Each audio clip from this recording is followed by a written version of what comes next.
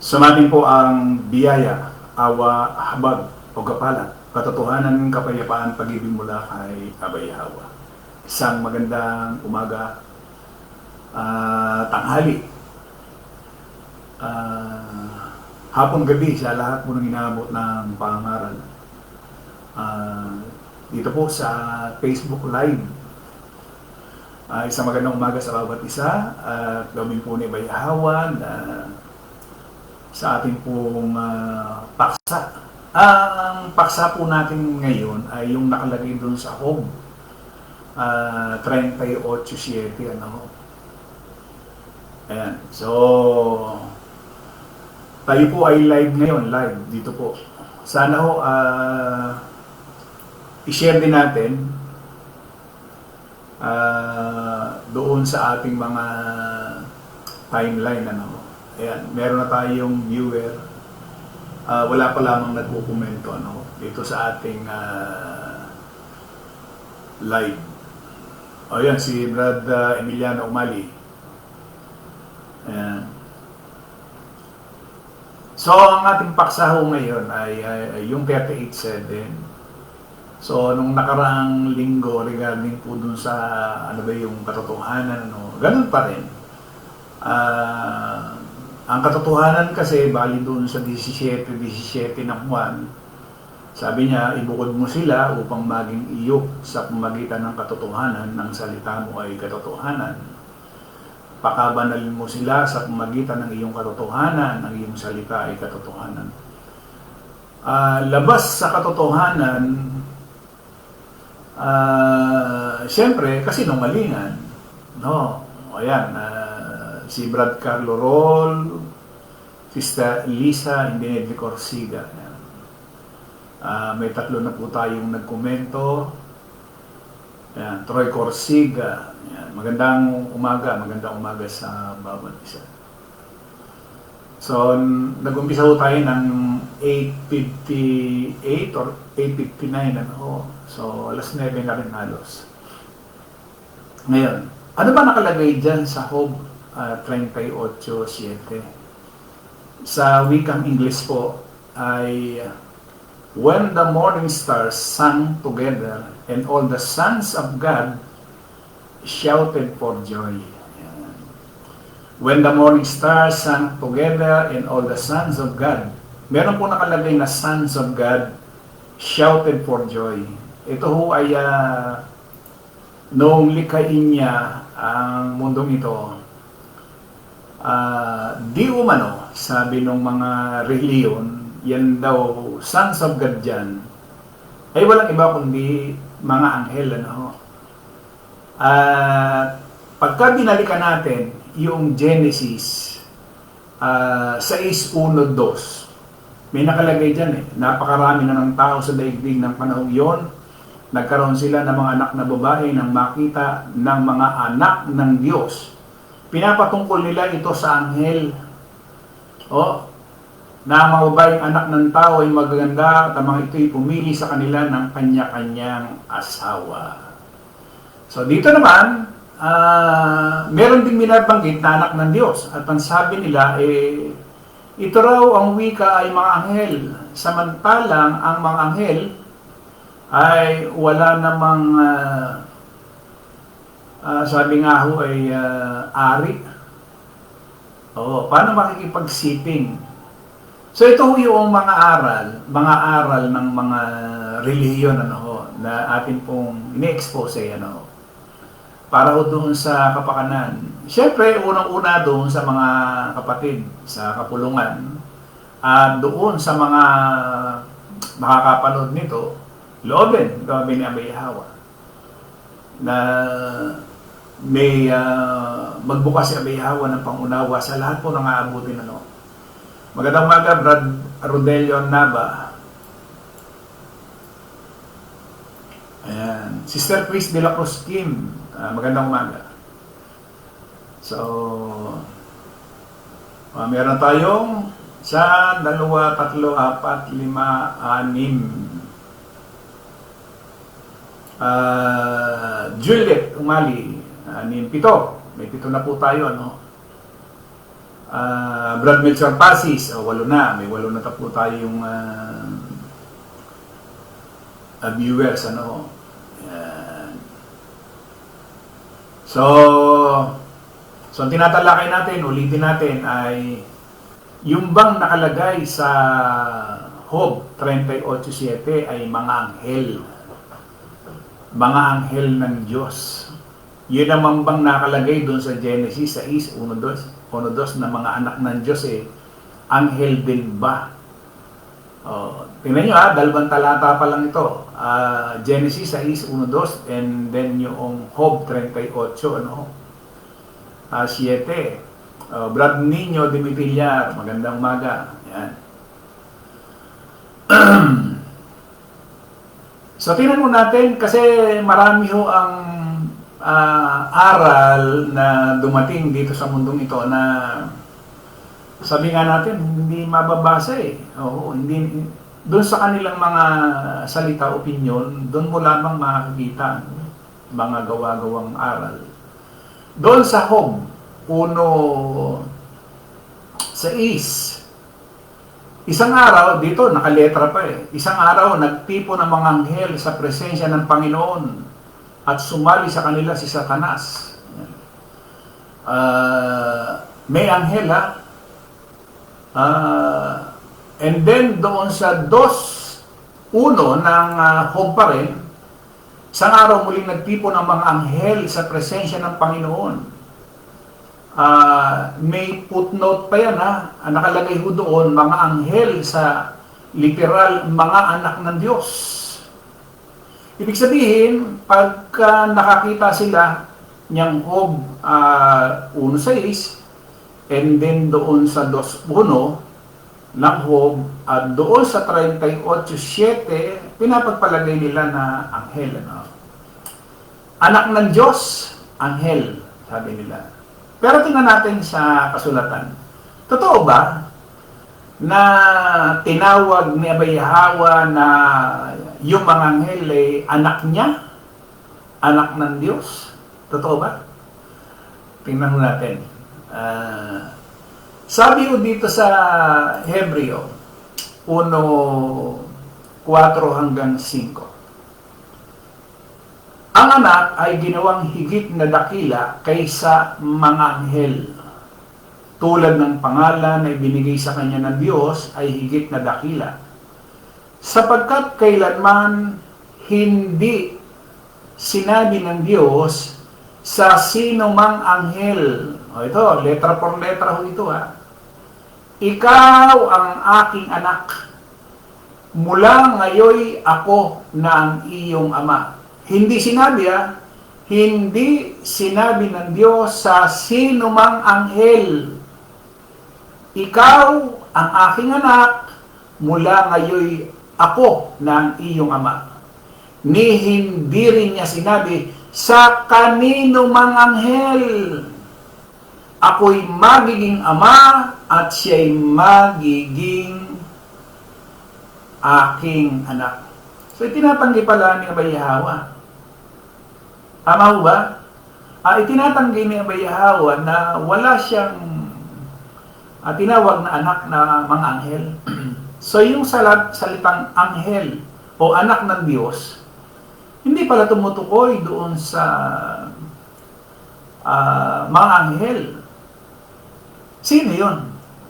Kasi nakalagay doon sa Job 38:7, when the morning stars sang together. Pinagpalagay ng marami na ito'y anghel. Nag-aawitan when the morning stars sang together. And all the sons of God shouted for joy. So ipinilagay noong mga nangangaral, pero mo, yung sons of God nag-aawitan, sumisigaw sa kagalakan, shout for joy, sabi nga mo doon. Pero sinasabi doon sa Hebreo 1:4-5, Hindi nga pala niya sinabi doon sa mga anghel na anak yung mga anghel. So kaninong aral na naman to? Bago na naman mo ito sa ating pandinig. Hindi ba? Kanino na namang aral to? Sino na naman ang nangaral nito? Na yung Job 1:6, Job 2:1, Job 38:7, ay mga anghel. Hindi ba? Pero dito, sinasabi dun sa Hebreo na hindi niya kailanman tinawag na anak yung mga anghel. So, sino yung sons of God na binabanggit dyan? Dito, magugulat po tayo. Magugulat. Bakit?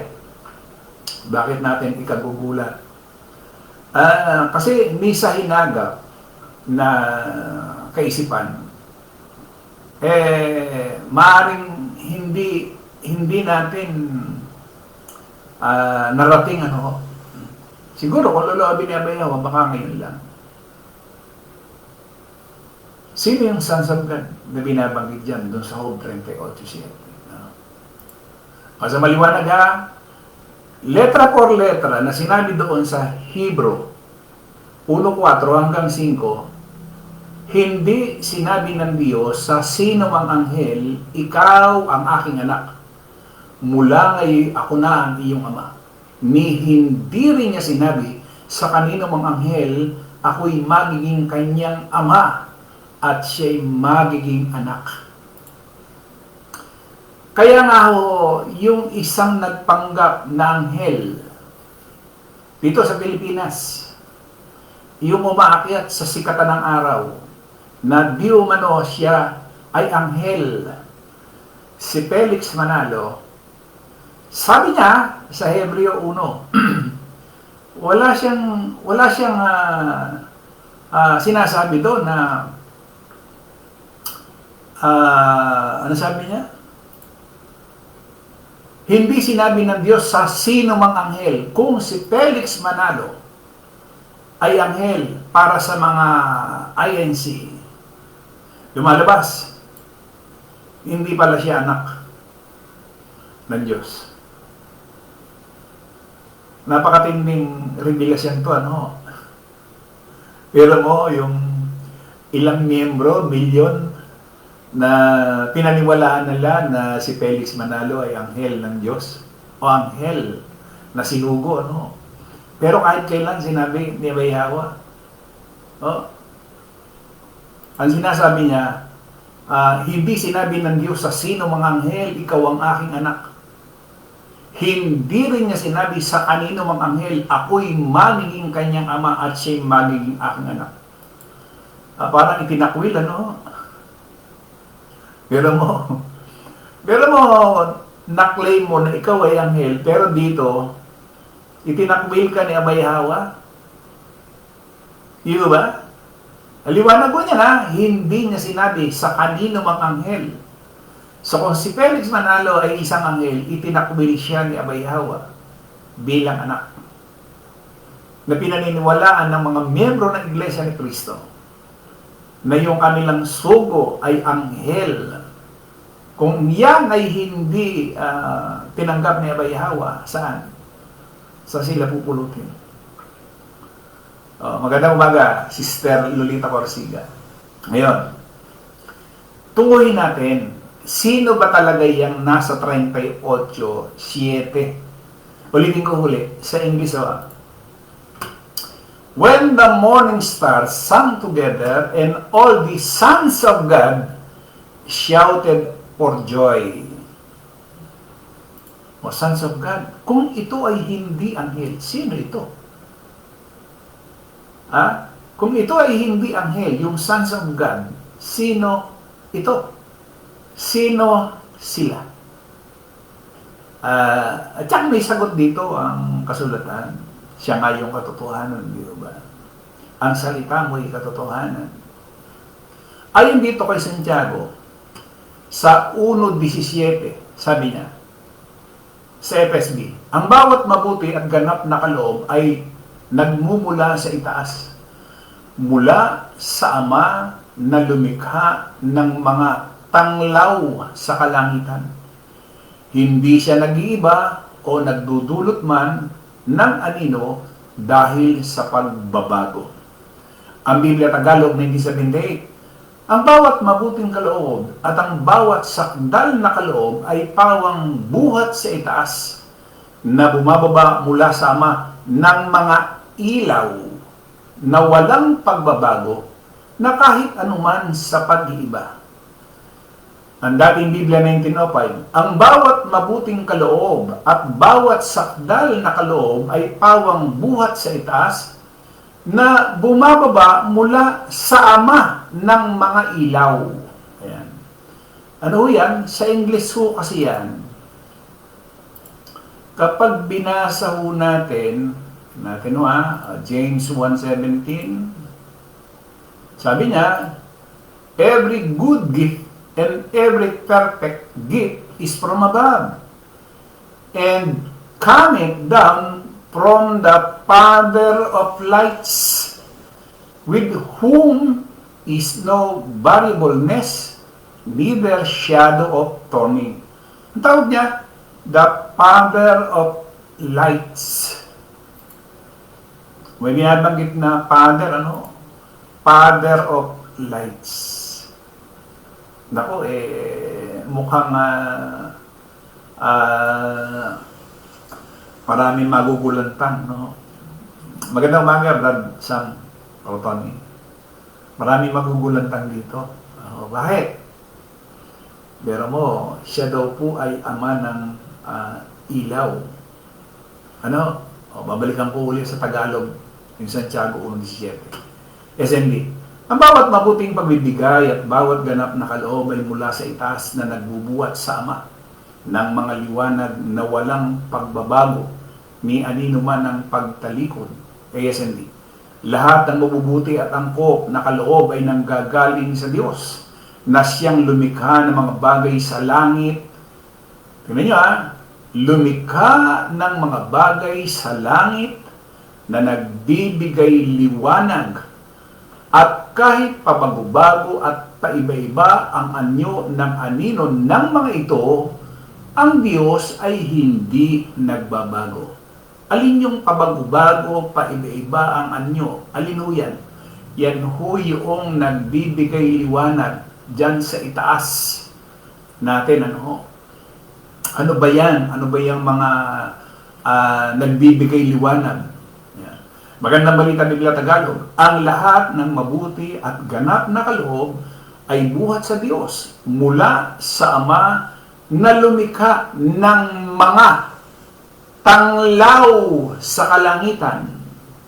Hindi siya nagbabago o nagdudulot ng bahagyamang dilim dahil sa pagbabago. May kaunti ng liwanag.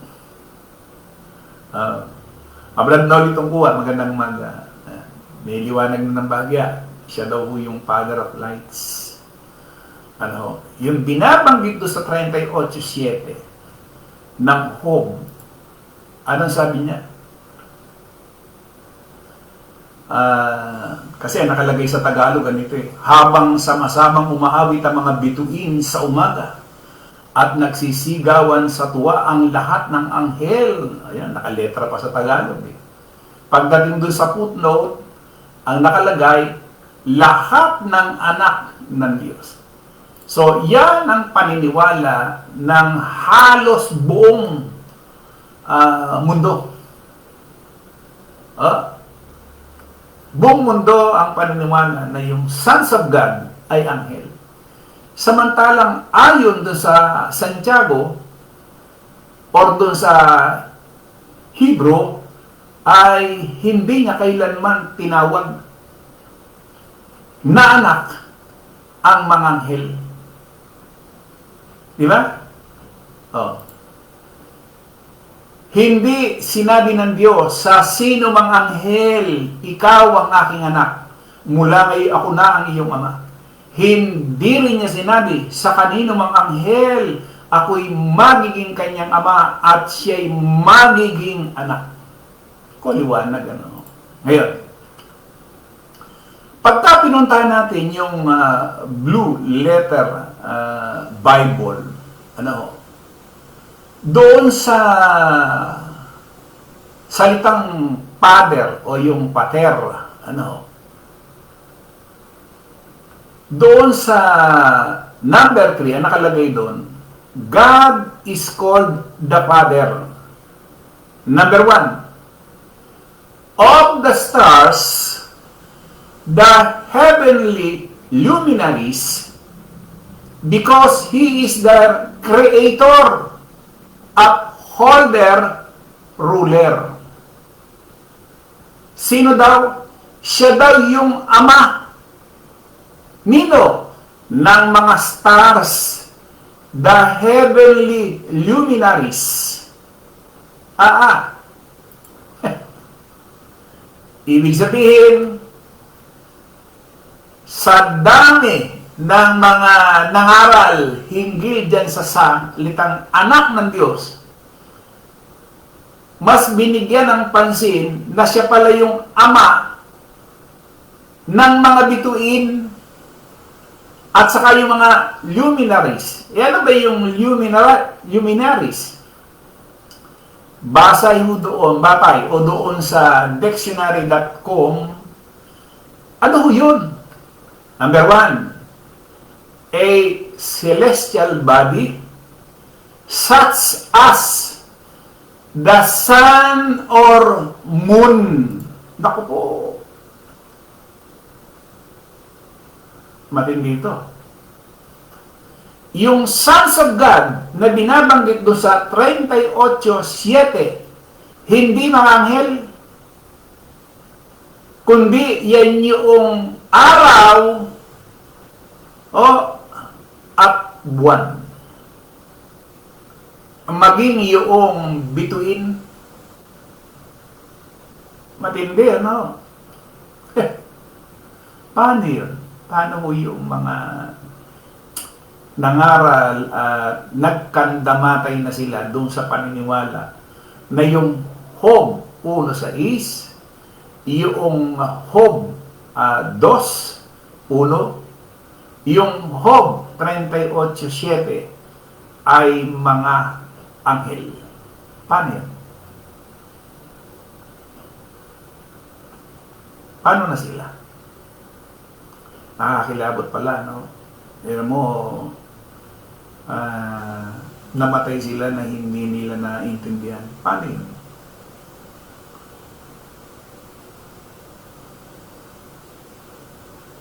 Sa batas ng tao, yung ignorance of the law, excuse no one. Sa batas ng tao yun. Diba? Pag nakikinig natin yung mga abogado, ignorance of the law, excuse no one. Hindi ka raw excuse kung ikaw ay ignorante sa batas. Hindi basihan na kung wala kang alam, excuse ka na, ligtas ka na. Di ba? Hindi ganon. Paano yun, Brad? Nga, sinasabi nga natin, kung sa tao, ignorance of the law, excuse no one, paano kay Abay Hawa?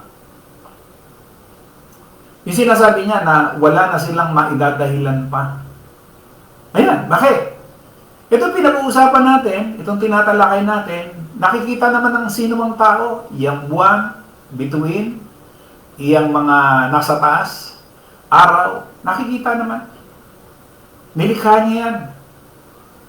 Siya yung ama nung mga nilikha niya. He is the Father of lights.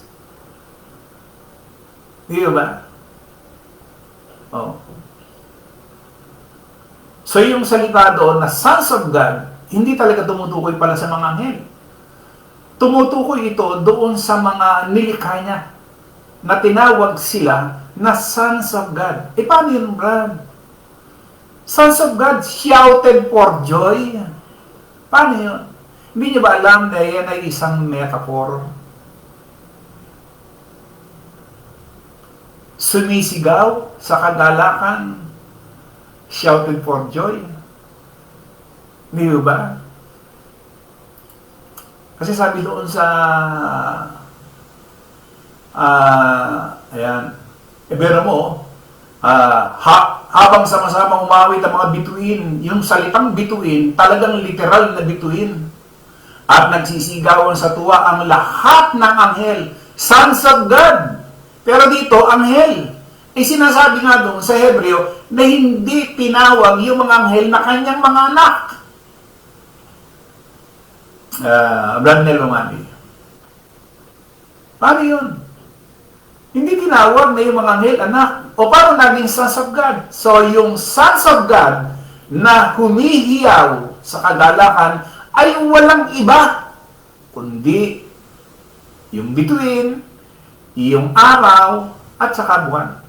Paano yun, Brad? Sumisigaw.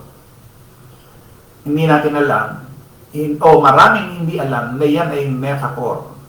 Pagka itinuloy natin yung 38:7, 38:8, tinan nyo, sinong naglagay ng hangganan sa dagat nang bumulwak ito mula sa kalaliman? Sa Tagalog, medyo hindi mo mapupuna eh. Tingnan natin sa English, ano?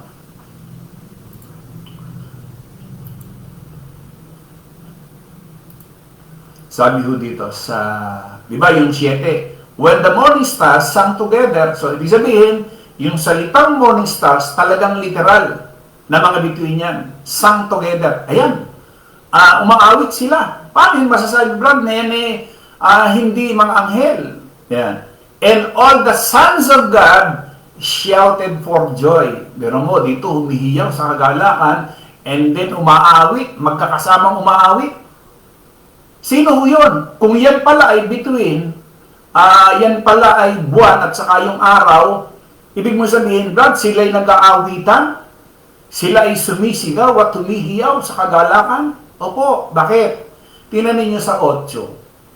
Or who shut up the sea with doors? Meron bang pinto? Meron bang pinto ang dagat? Meron? Di ba? So ano yun? Metaphor. Hindi ba? Metaphor yun. Alam niyo ba yung Job 38, yung whole chapter? Halos puro metaphor yan. Nawala dito yung dunong ng maraming mga mangaral. Nawala yung aral na mga mangaral. Hindi ibinahagi ni Abay Hawa sa mga reliyon itong ating napapakinggan ngayon. Hindi na ibahagi. Hindi ba? Salamat kay Abay Hawa. Hindi ba? So, anong katunayan pa? Tingnan natin ha. Tingnan natin doon sa awit 148:3. Sabi niya. Biro mo, ang sabi dito, ang Biblia Tagalog 19:7, purihin niyo siya. Sino yung sinasabihan niya na purihin niyo siya? Sino? Araw at bituin, o araw at buwan, purihin niyo siya, ninyong lahat na mga bituing maliwanag. Pero mo, talo pa pala nito yung tao. Yun hong buwan, bituin, araw, sabi niya, purihin niyo siya. Purihin niyo siya. Paano yung Brad? Nagsasalita? Hindi ho Nakikita ba natin kumikislap-kislap ang bituin? Yun ang dahilan na nagpupuri sila kay Abay Hawa. Yung buwan, yung araw na nagbibigay ng init, buwan, liwanag, habang nakikita natin sila, nagpupuri sila kay Abay Hawa. Kaya liwanag ko yan. Awit to. Purihin nyo siya. Araw at buwan, purihin nyo siya. Ninyong lahat ng mga bituin maliwanag. Ang Biblia Tagalog 2001, purihin nyo siya. Araw at buwan, purihin nyo siya. Kayong lahat ng mga bituing maningning. Ang dating Biblia 1905, purihin nyo siya, araw at bituin, purihin nyo siya, ninyong lahat na mga bituin maliwanag. Alain mo, nagpupuri. Talo pa nga yung tao. Di ba? Tayo literal nakakapagsalita Pero sila nagpupuri sa pamamagitan ng ano. Habang nakikita nating nagniningning, kumikislap, nagpupuri sila. Di ba? Oo. SND, purihin nyo siya. Sino? Siya ba Yawa? Nino, araw, buwan, at mga bituin. Di ba? O magandang balita Biblia Tagalog. Ang araw at buwan, siya ay purihin din siya ng mga bituin. Boy, liwanag ko yan.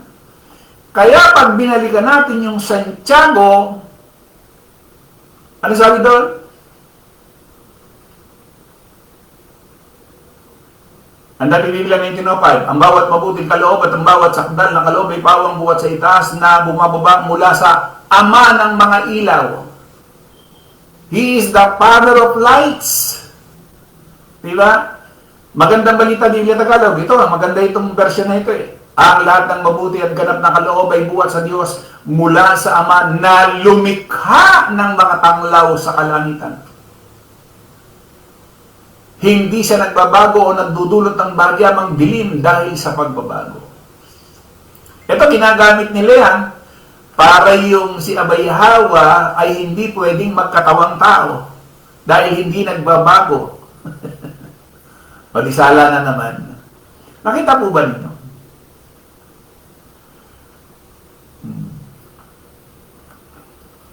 Sa maliwanag, ano? Ano pa dito sa awit 65:13, ang Biblia Tagalog 1978, ang mga pastulan ay nangabihisan ng mga kawan, ang mga libis naman ay nangatakpan ng trigo. Sila'y magsisiyaw. Sino yun? 65:13. Sa English nga natin tingnan.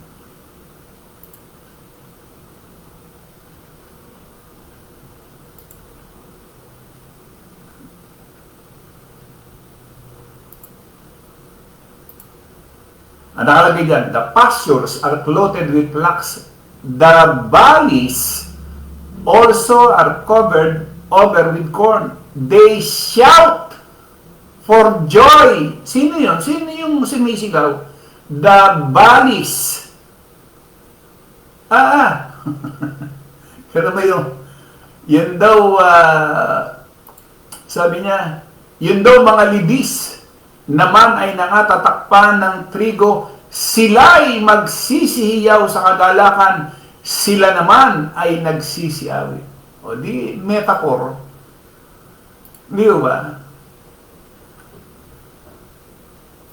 So, napakalaking revelasyon na ibinahagi sa atin ni Abay Hawa sa araw na ito, March 2, 2025. No? Isang napakalaking karagdagan sa karunungan, kaalaman na ibinahagi sa atin ni Abay Hawa. Tandaan natin yung mga talata na yan na ginagamit ng mga reliyon bilang yung salitang sons of God ay tumutukoy dun sa mga anghel na Job 1:6, ayan. Job 2:1, Job 38:7, yan. Pero pinabulaanan doon sa Hebreo, sa sulat ni Pablo. Sabi niya, ang anak ay ginawang higit na dakila kaysa mga anghel, tulad ng pangalan na ibinigay sa kanya ng Diyos, ay higit na dakila sapagkat kailanmay hindi sinabi ng Diyos, sa sino mang anghel, ikaw ang aking anak, mula ngayon, ako na ang iyong ama. Ni hindi rin niya sinabi sa kanino mga anghel, ako'y magiging kanyang ama at siya'y magiging anak. At hindi,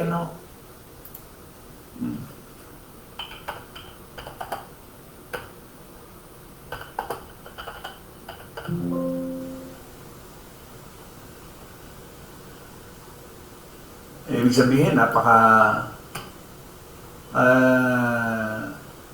Nakakamangha, ano, meron mo yung karunungan na ibinahagi sa atin ni Abay Hawa.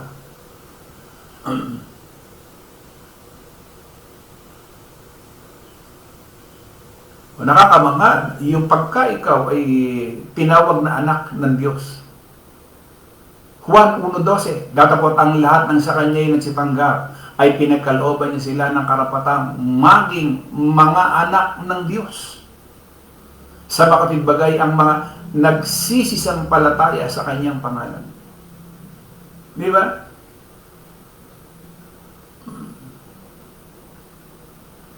Ang patindihan.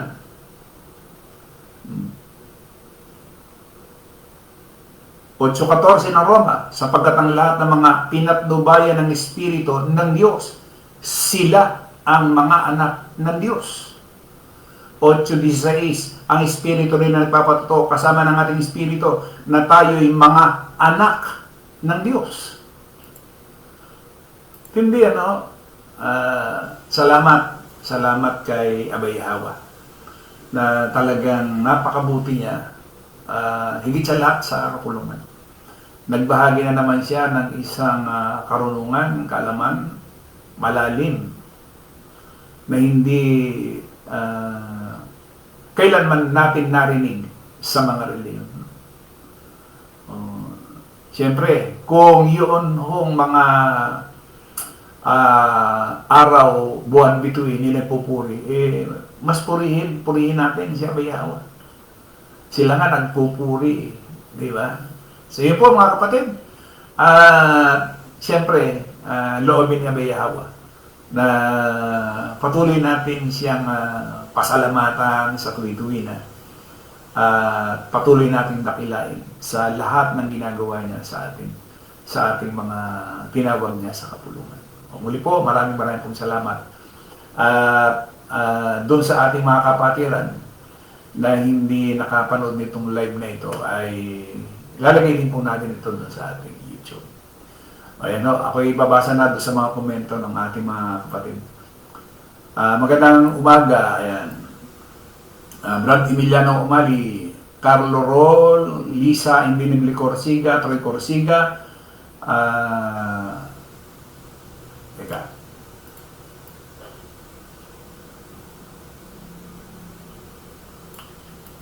Nagkahalo-halo. Miliano Umali, Melchor Pasis, Niño Dimitillar, Lolit Corsiga, Brad Sam Rotoni, wala.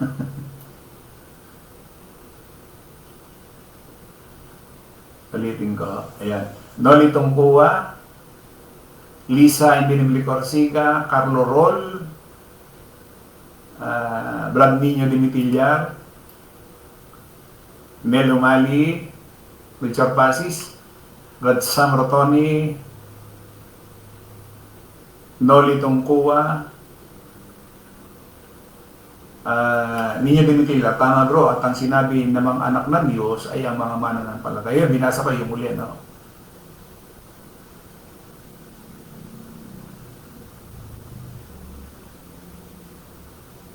Milano Mali, pag papabor sa aral ng reliyon, literalist sila, lalo sa pagkakatawang tao ng Kristo. Pero pag hinanap mo sa kanila kung nasa ng name ng sugo nila sa kasulatan, mangmangkaraw. Ayan, meron na tayong pang-counter, no?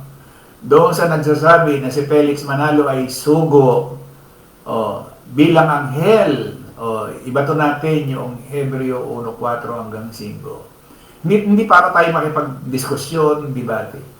Pabasa lang natin. Di ba si Felix Manalo ay anghel? Ayon sa inyo? Ito, ipabasa natin.